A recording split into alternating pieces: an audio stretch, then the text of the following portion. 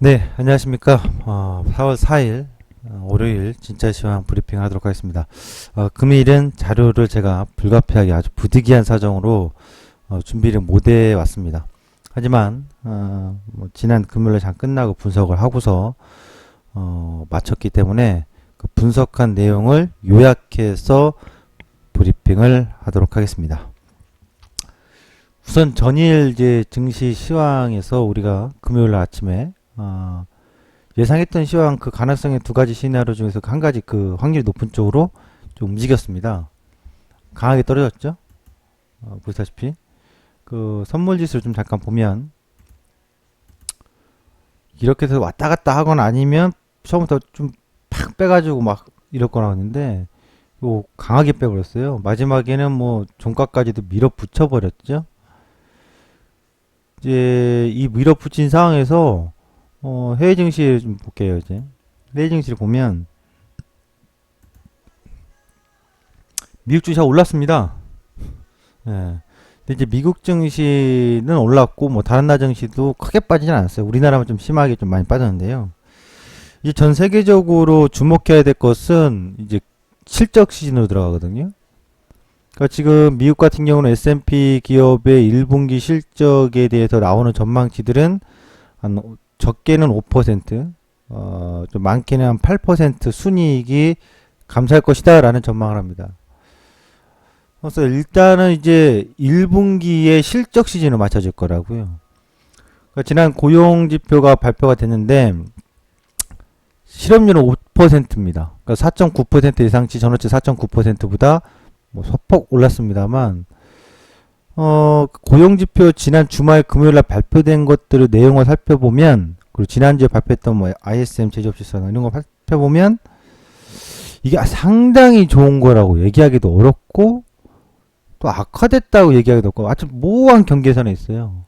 정말 지금 그 FOMC의 옐런 의장의 발언처럼 신중 모드처럼 이거 시장에서도 어떤 쪽으로 쏠려서 가고 있지 않거든요. 근데 주목할 것은 지난주에 이런 게 저는 주목됩니다. 첫 번째는 스탠스는 바뀐 게 없어요. 그러니까 미국이 기준금리 인상한다는 얘기 있지 않습니까?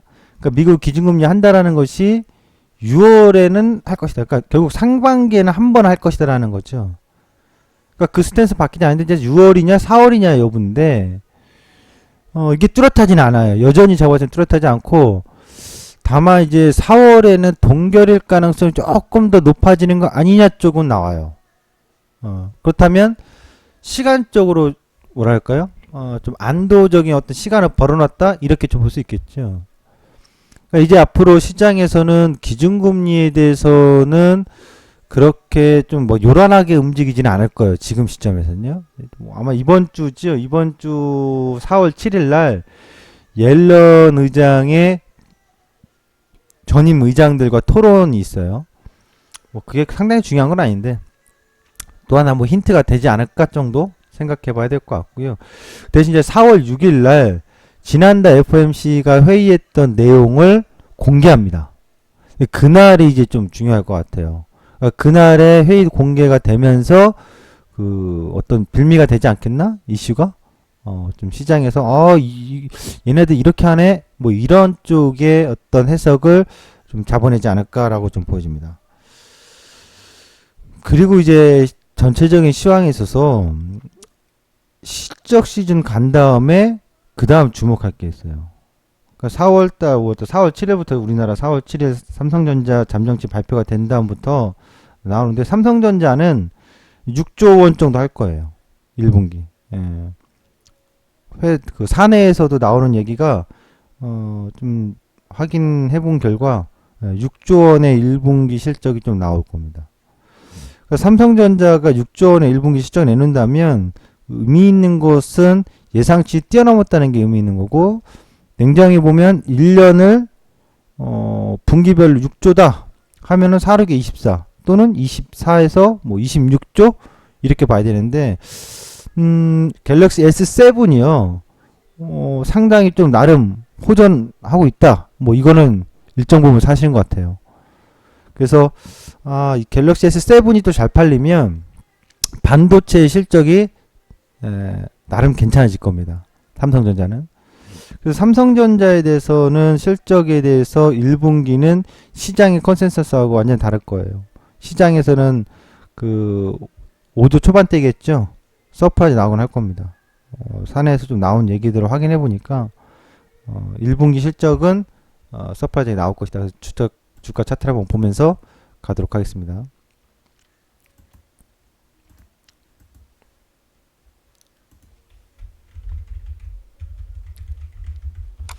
자, 삼성전자는 일단은 보시면 지금 이렇게 단기 상승을 꾹 이어오다가 푸시를 한번 눌렀죠. 근데 이 푸시를 눌렀는데요. 삼성전자가 지금 당장 120만원까지 내려가지는 않을 거예요. 왜냐하면 푸시 당하고도 다시 리바운딩 나올 가격이 좀 있어요. 그건 다시 이 수렴 상단을 또 만날 가능성이 있어요. 삼성전자가. 그러니까 어떤 의미냐면 삼성전자가 지금 여기서부터 치고 올라왔잖아요. 그러니까 여기 뭐 예를 들어서 126만원 정도 125만 7, 8천 정도 내려오면 바로 내려오면 브레이크 걸려서 반등 나옵니다. 그러니까 삼성전자 저항점에서 내려오는 마디를 본다면 이 정도로 일단 봐주시는 게 맞고 계속 지속적으로 보는 거는 좀 지켜봐야 될 것 같고요. 만약 삼성전자가 바로 내려가지 않고 반등 준다. 반등 주면은 130만원 다시 만날 수 있어요. 만나고 나서 뭐 다시 또 이렇게 수렴하는 구간이 또 나올 겁니다. 일단 삼성전자는 4월 7일날 잠정치 발표하기 전까지는 왔다 갔다 하겠는데 발표치에 따라서 좀 출렁거림이 있겠죠. 근데 발표하고 나서 실적이 지금 제가 얘기했던 대로 6조 원대가 나온다 하면 강하게 올라갈 거냐? 그거는 또 아닐 것 같아요.